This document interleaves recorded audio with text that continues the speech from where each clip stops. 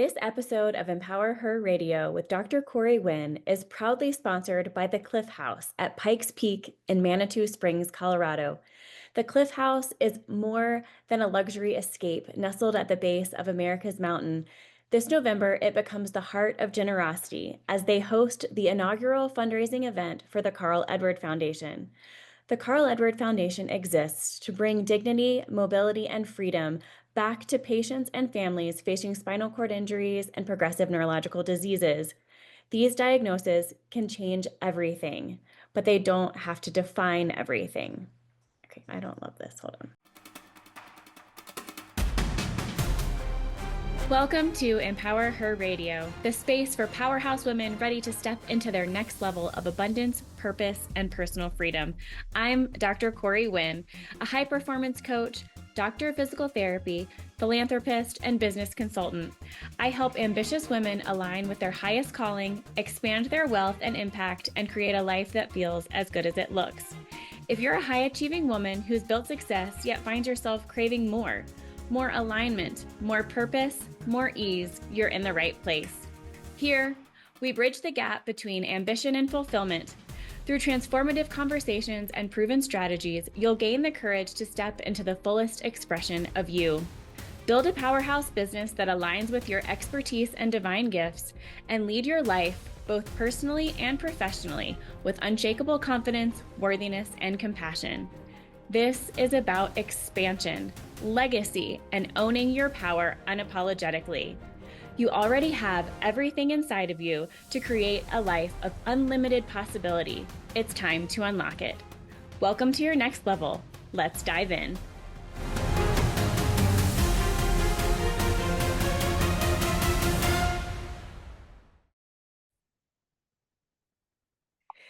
Today's guest is a powerhouse in the world of psychology, transformation, and conscious living.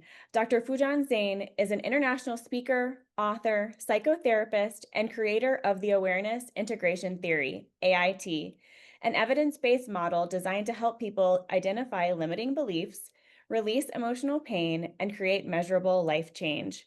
She's the founder of the International Awareness Integration Institute, teaches at California State University, Long Beach, and Université Paris-Cité, and is also the visionary behind the Foojan app, an AI-driven mental wellness platform helping people around the world integrate emotional intelligence and real-world action. Dr. Zeine's work sits beautifully at the intersection of science, soul, and self-leadership, and I cannot wait for you to hear the wisdom she's bringing today. Welcome to the show. Thank you so much. It's so nice to be with you and everyone. I'm so glad you're here. So you've built a global platform around emotional awareness and transformation, but tell us how that got started. Give us your story kind of from the beginning. Sure. Doesn't every story start with me, with us, with something that we wanted to kind of heal within ourselves? Yes. So obviously, as I immigrated to the United States around 12 and a half, and kind of raised myself. And by raising myself, obviously, there's a lot of obstacles that we face, and kind of like a low depression and anxiety, trying to figure out who I was in the world. So as I started going into all of the self-progress seminars and then going to psychotherapy myself, I fell in love with this field. And it worked for me. So I'm like, okay, if it worked for me, I love to learn it, kind of create a mastery around it and be able to support everyone. So I became a coach. And then after that, I went back to graduate school to become a psychotherapist. And I learned most of the theories that are out there, the mainstream theories from cognitive, from emotional, from behavioral, from trauma-informed somatic, from some of the really amazing masters that are out there. And I brought them in my sessions together and saw how one was amazing at one level, and then it stopped short at one point, which another one came in and took it from there. And I'm, okay, let's bring all of them together and create an interdisciplinary and a multimodality of what worked in the sessions for my clients. And that's how the awareness integration theory kind of got formed and developed. I got what was the best of what was out there and brought them together. And then it, added the flavor of what I saw, that it was really working with every client. And then because I was a coach, also took that into businesses, took that into, not only from a clinical perspective, but also an educational perspective, and then bringing it into leadership and organization development. Some of the studies that we had done from a clinical perspective, we saw that it was minimizing depression around, 68%, and anxiety. We took it to California State Long Beach and did it as a self-help course. And without therapy or even coaching, we saw that we were still finding, 62, 63% minimization of depression and anxiety, and raising self-esteem, self-efficacy. So because the self-help model also created such an amazing result, that's why we created the Foojan app, because we saw, you could do this on your own and really create amazing results in every area of your life.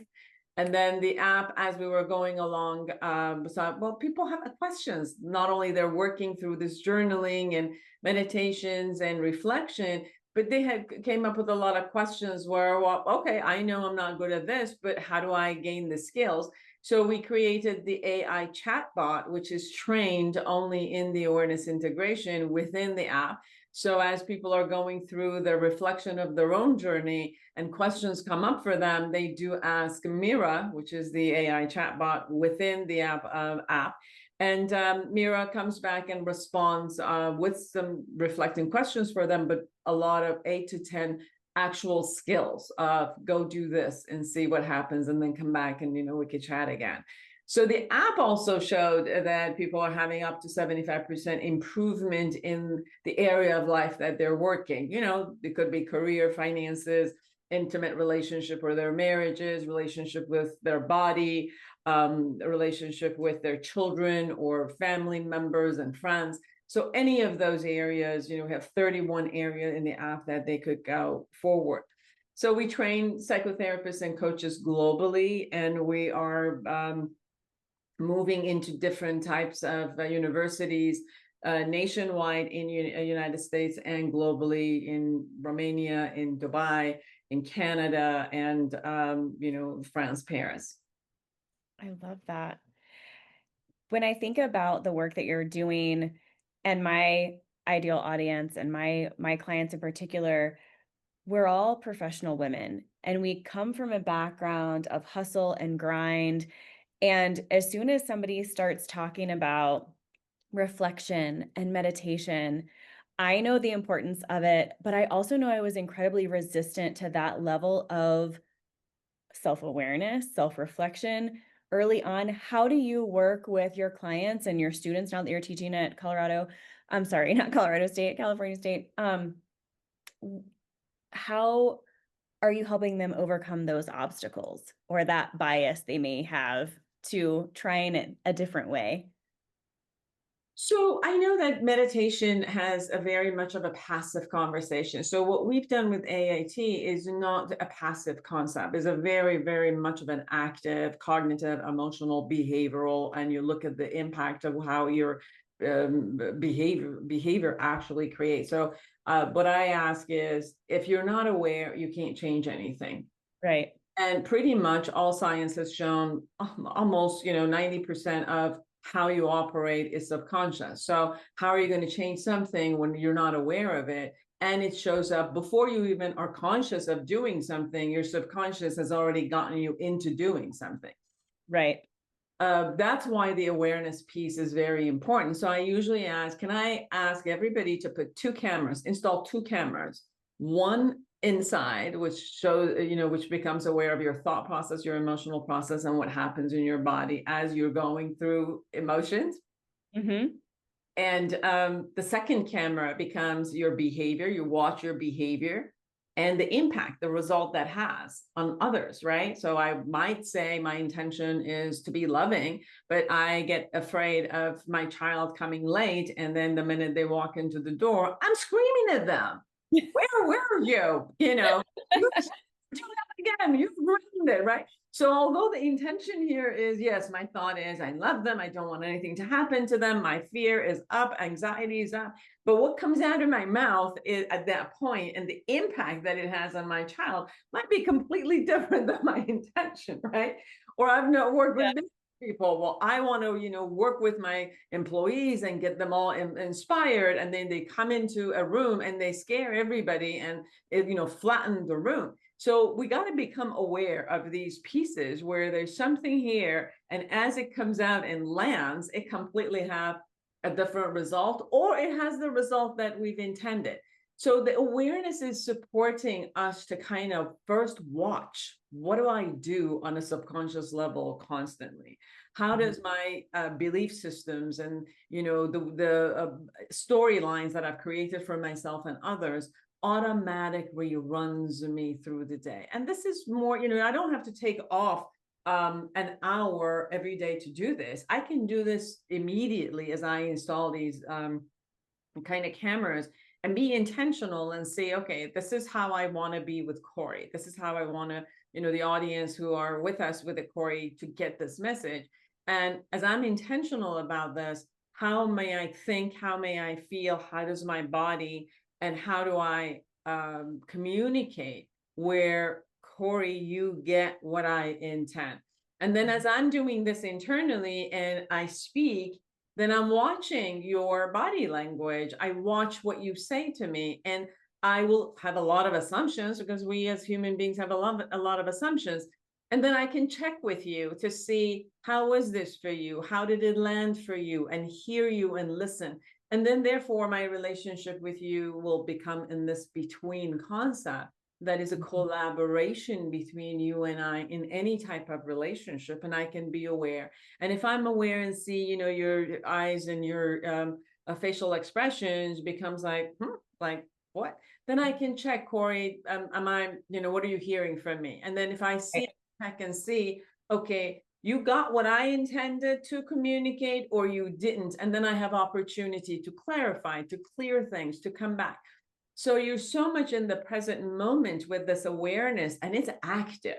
So it's not like, okay, let me go and sit in a room and go, and see what happens. This awareness is really, really active. Well, and it takes a minute to slow down to do that. And I know so many high achieving women are doing so many things. They're CEOs, they're moms, they're wives, they're managing home and work. And it does take a minute, not a long time, just like you said, but it takes a minute to sit back and be still long enough to then be able to give that presence to the person you are with, to then be able to have that awareness. And so often we're on autopilot in the performance trap that you kind of talk about as well. Let's step back for just a second, though. You talk a lot about running on the subconscious. And in my own coaching practice, we talk about a lot about inner child and how at some point in our life, we have a control that's running our show. So let's talk a little bit about that. How do you work through that with your clients? Sure.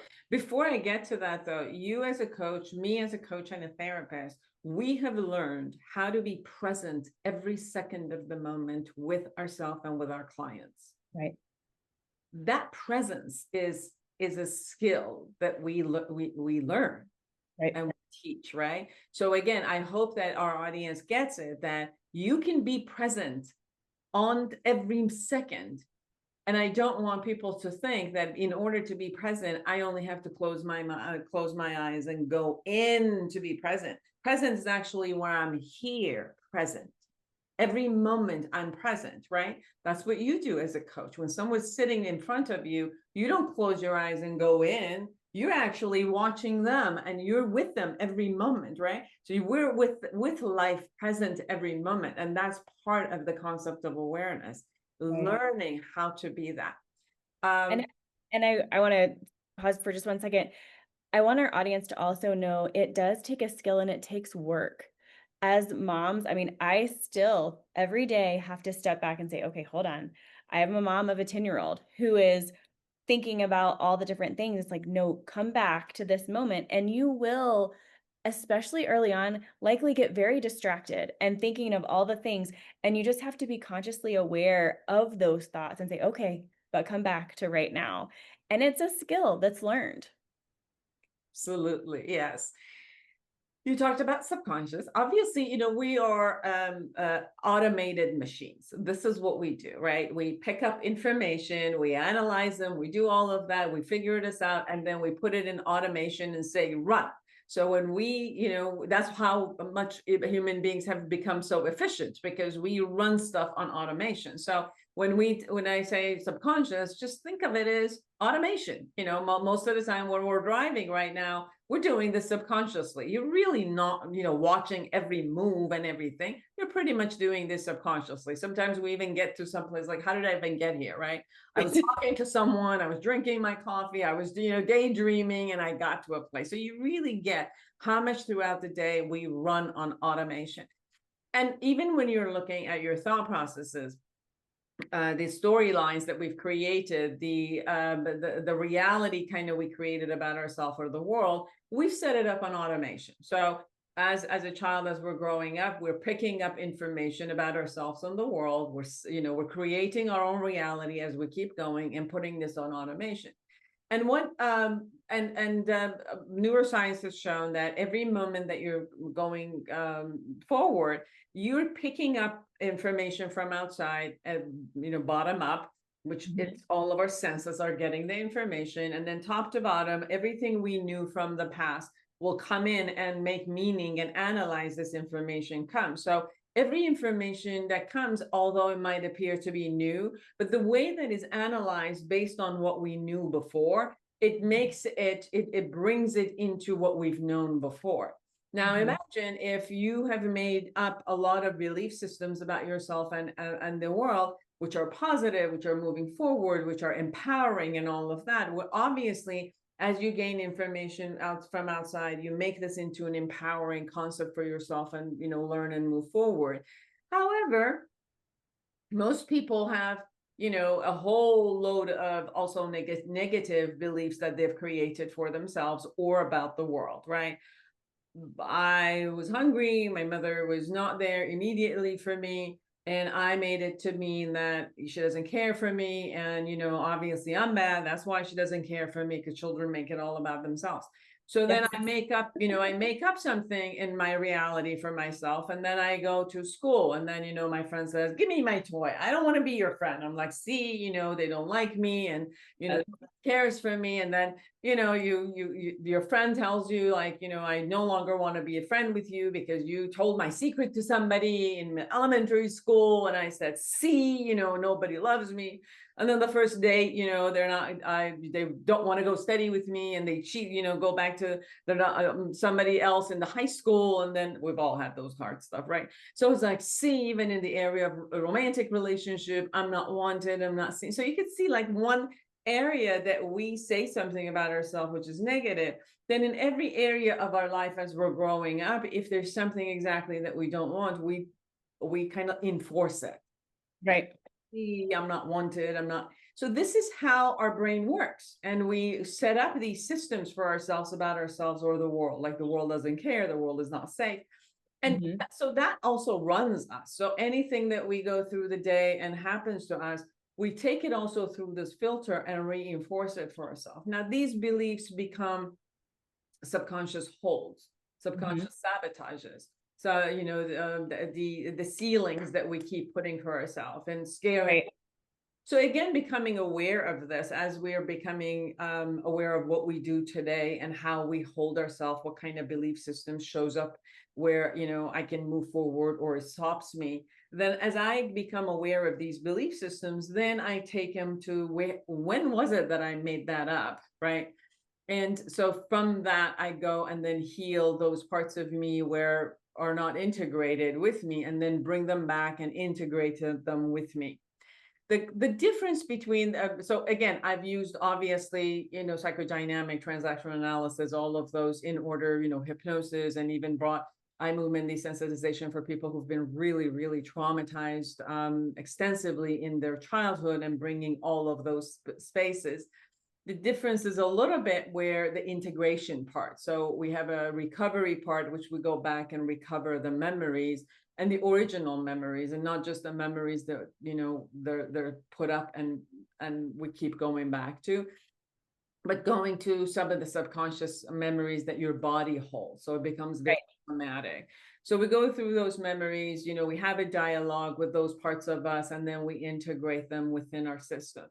The difference with the inner child movement is that many people who are using that, it lands as if you do have an inner child, and that you are going to you're going to always be separate, as if inner children are emotions, and then your other parts are your logic. So as we do this in AIT, we don't land it that way. Then, you know, it's like an imagery work. So we bring it back in. These are not children. These are just different parts of you, which you only looked at your vulnerability. And now we're bringing in the strength and your empowerment, even at that time with it.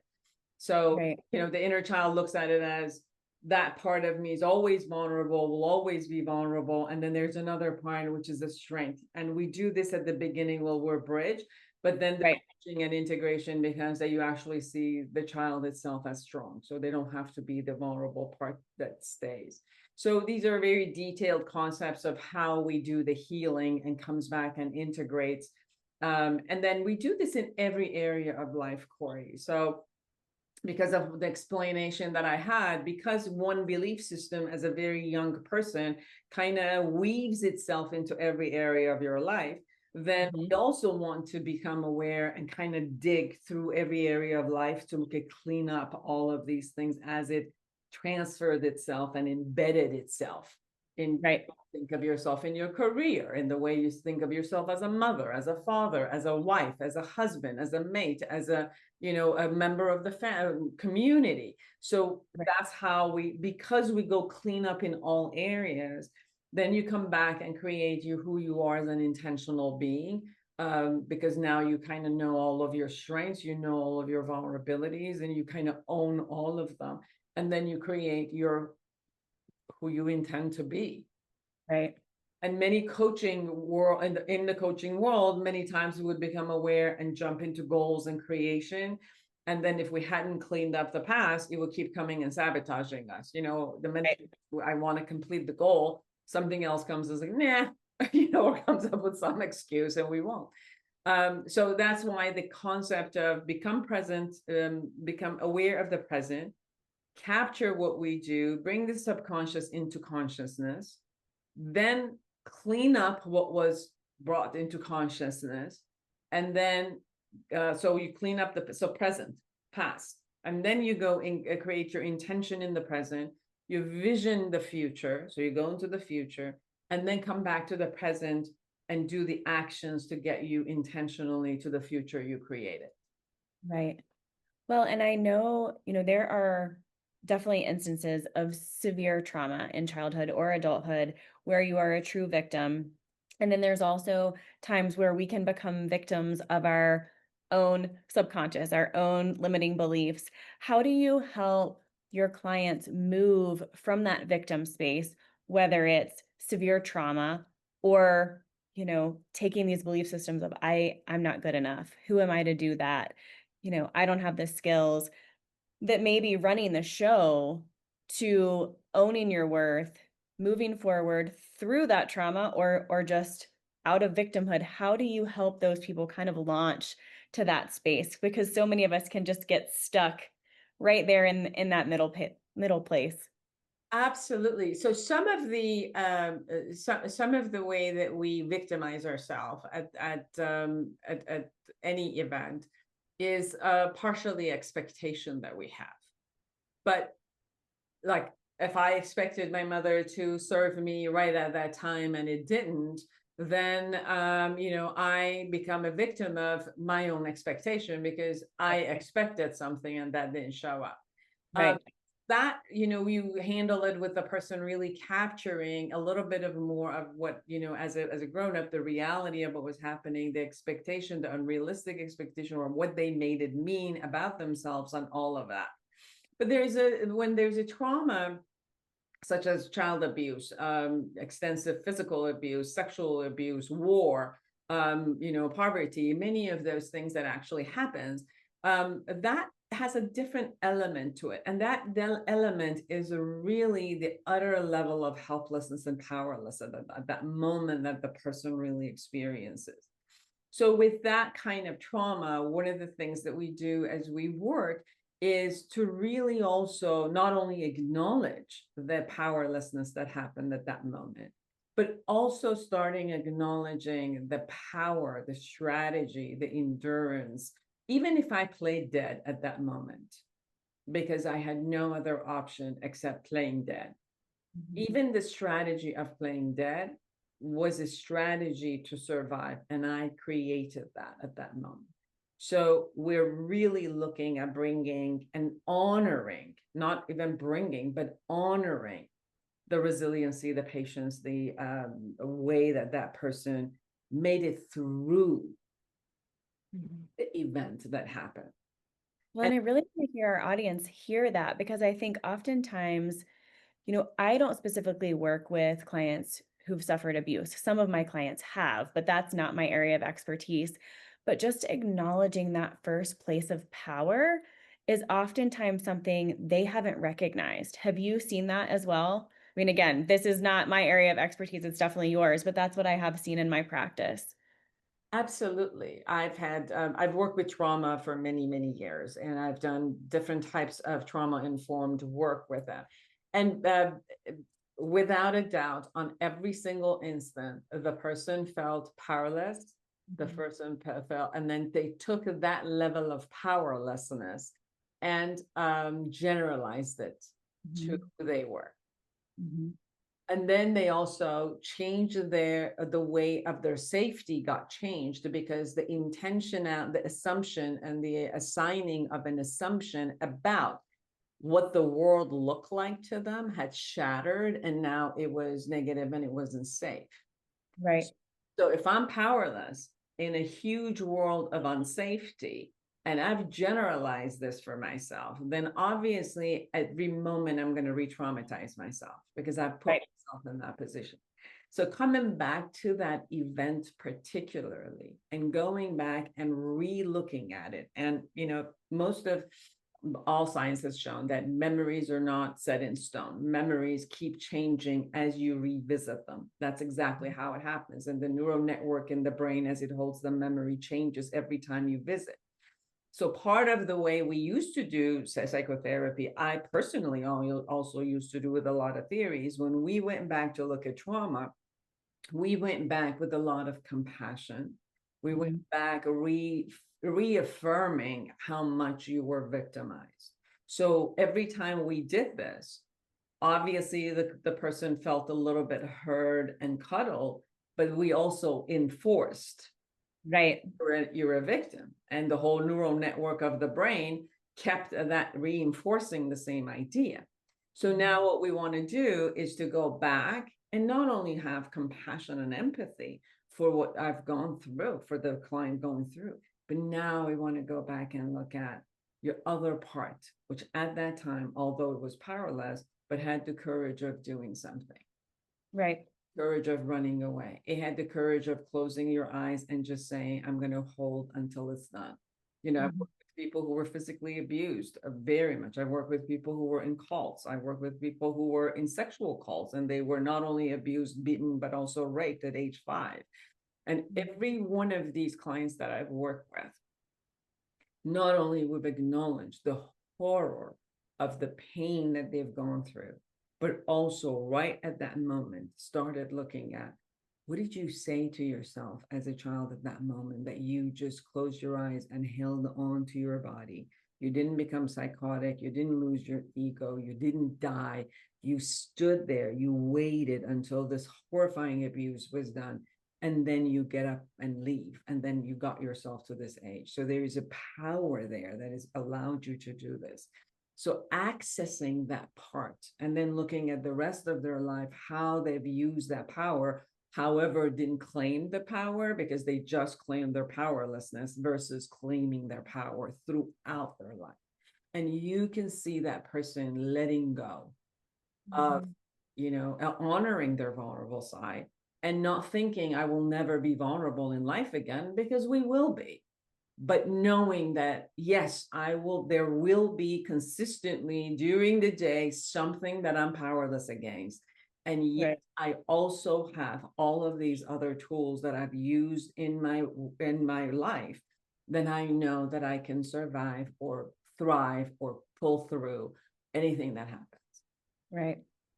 I love that so much. I think so many of us, me in particular, can be incredibly concrete when I think about my abilities or how I think about things, and I notice this nearly every day. So being able to really utilize science and neuroplasticity to reframe these situations to gain your power back from as horrific as severe trauma to just self-worth and self-concept and stepping in to owning your own success is incredibly important. Um, I wanna switch just a little bit, very much still aligned, but you work with leaders, entrepreneurs, and couples, and there's definitely a move in my practice and a move, I think, globally for a feminine redefinition of success. Have you seen that in your work? Is that something that you help your clients with, your high achieving women specifically? What I've noticed, and I have global, different cultural, multicultural women who I work with, right? So I work with women who come from a very, very still patriarchal systems, Mhm. which within them they have accepted, because that's generation after generation, the women Right, have had to accept that, and they found their power within it again. And that's right, the point. Like, it's amazing of the way they found their power within a power, a patriarchal system. And then I'll also work with a lot of, Western world women who have owned their power and have worked through. One of the things that I've seen is sometimes when we wanted to be powerful, we needed to imitate, or bring on our masculine side and imitate the masculine side in order to experience and be part of that. Um, and I've noticed that when we don't balance the two, that we don't cherish our feminine side and give power to feminine side. And that's part of what we were talking about, even the um, inner child work, which is like, we assign emotionality and vulnerability to the feminine side, and then we assign, like leadership and heroism and all of that with the masculine side. um, right. and I think that, and from that, yes, both of those are inside of us. And when we also assign power to our vulnerability and to our nurturance and all of it, and we can side by side bring up these two parts within ourselves, is that we are at our best. I've Right. known that, for example, leaders, women leaders who are running global companies, they operate in a particular way at work, and they Mhm. transfer exactly that into their matehood and their, motherhood at home. And then, Yes. right, and then something becomes missing there. So Mhm. it's more like, okay, how can you not get caught in one way of being and have the flexibility to move and around and create all of this for yourself? And then the unfortunate concept is that a woman who only uses that part also just becomes a giver, a giver, a giver, a giver, and they Yeah. won't allow themselves to be able to receive, come Mhm. home and have the ability to flow and receive from your mate. Sometimes they come in and demand something because they're still the boss, and it's Mhm. like shifting that so that they could calm down and create a smooth, loving environment around their home, from both of their femininity and masculinity. What I've seen is that we as females become split in this, and Mhm. because the work we do is all integrative, is again awareness of where do I come from on when it happens. And I have these sides of me as just tools. And I Mhm. can, instead of it holding me, I'm the one who is holding this. And know Yes. to use that tool at any point. So Mhm. I'm a whole, and all of me at any point is accessible depending what's needed at that moment. Yes, I love that so much. I want to be incredibly responsible and respectful of your time. Um, let's talk a little bit about emotional intelligence in business and how that can reshape your team or your ability to lead as the CEO of a small company or a Fortune 500 company. I know personally, emotional intelligence is so important, but so often it's left left on the backside of everything. So how do you work with your clients and how do you frame emotional intelligence and its importance? Emotional intelligence from becoming aware of what am I feeling, naming my feeling. Um, all feelings have some message. Mhm. And the point is get the message. If I know how I'm feeling, where I'm feeling in my body, I can get the message and then release the feeling, Mhm. which is unwanted, the ones Mhm. I don't want. And then I can foster the feelings that I do want, and it's useful at that moment. Right. So if anger is a feeling I'm experiencing, what is that anger showing me at that moment? What's that message? So the intelligence is the wisdom of aware, feel, capture the message. What is it that you need to do with that anger? And Right. then release the rest of it from your body. It gave you the message. You don't need to hold it. Right. Unless I'm saying that I need to, do something with my anger, then I capture it. Okay, how do I now put my anger? I need to take a stand for myself. Okay, use that power inside of me to take a stand appropriately, how to communicate that stance, which is appropriate to whatever situation is. If it's Mhm. sadness, if it's fear, if it's all of those. And then those, if they're uncomfortable, I can get the message, release them, and utilize them and communicate them, however, depending on what's necessary. And Right. I can again go back and say, well, in order to be courteous, in order to be connective, in order to be collaborative, in order for other people to hear my message, what emotions can I foster? Mhm. That I can, deliver this delivery in a way that is safe. So I can go into my love, I can go into my safety, I can go into, my courage, I can go to any of those emotions that are also available, right? They're also available. Can, Right. bring them up from me, foster them. Now communicate what I needed to do through these emotions, which are creating a little bit more of a safe environment and a collaborative environment with people who in my industry, let's say my work, my coworkers, my bosses, my employees, my customers, I would like to have. So Right. I really call emotional intelligence. The intelligence is the ability to define, the ability to call what it is, the ability, the skill to know how to release what I don't want, and how to foster, how to access what I do want, and how to use my emotions as an amazing tool, a motivational tool, a connecting tool, all of those for it to be. That's what an intelligence, when we put the name intelligence on it, Right. that's what we would call it. None of us came, out of our mother's womb knowing this. This is truly a learned skill. So Right. we're lucky enough that we came from a family that were intelligent, emotionally intelligent, that they had the ability to teach us these skills. Great. But if we Mhm. didn't, let's learn it. And Right. like any other skill that we learn, because it has to be there for us to be able as an adult to move forward. Same like anything else, we didn't have, as we were born, we didn't have the muscles to take care of all of our body. And, we released everything everywhere because that's all we knew. And they put a Right. diaper on us and they're okay, until you actually had the muscles to hold, imagine, where do I release, go. Right. So, that's a functional, physical, biological function. So are emotions. Emotions Right. are also biological, chemical functions, which you kind of get the muscles and learn the skills of what is it, how do I hold, where's an appropriate place to release it, how do I release it? And that's what I would call the art of emotional intelligence. I love that so much.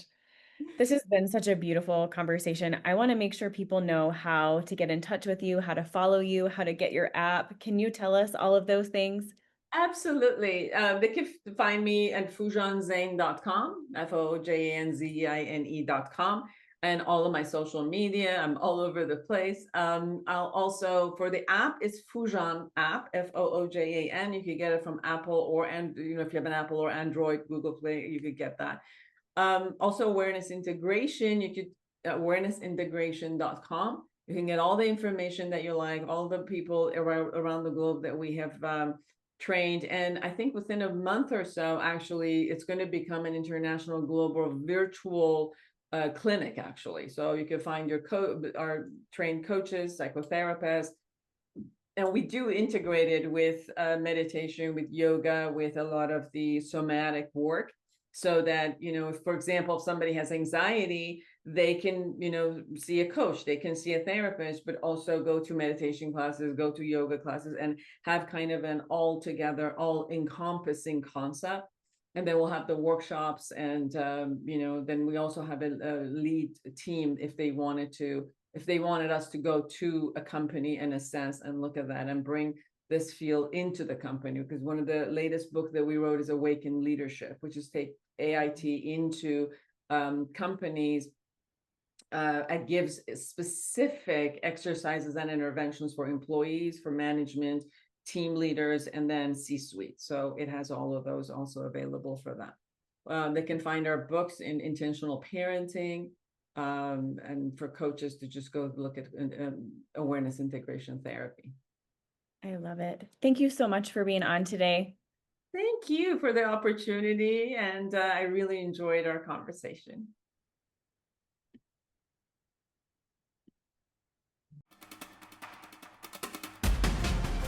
As we close out today's episode, I want to leave you with this. Your next level is already within you. If you're feeling that pull for more clarity, more alignment, and more courage to step fully into who you're meant to be, this is your invitation to take the next step. Whether you're an entrepreneur ready to scale or a woman standing at the edge of something bigger, the path forward starts with trusting your desires, owning your worth, and leading with your inner knowing. This is exactly what I offer. Private VIP coaching, and where I guide women inside the 10K Club and 50K Club through consulting with She Sells and Superhuman Selling to help you gain clarity, step into aligned action, and build a life and business that reflects your highest vision. If you're ready to explore what's next, let's have a conversation. Book a free call now at www.corywinn.com/free call. I can't wait to connect with you. Talk soon.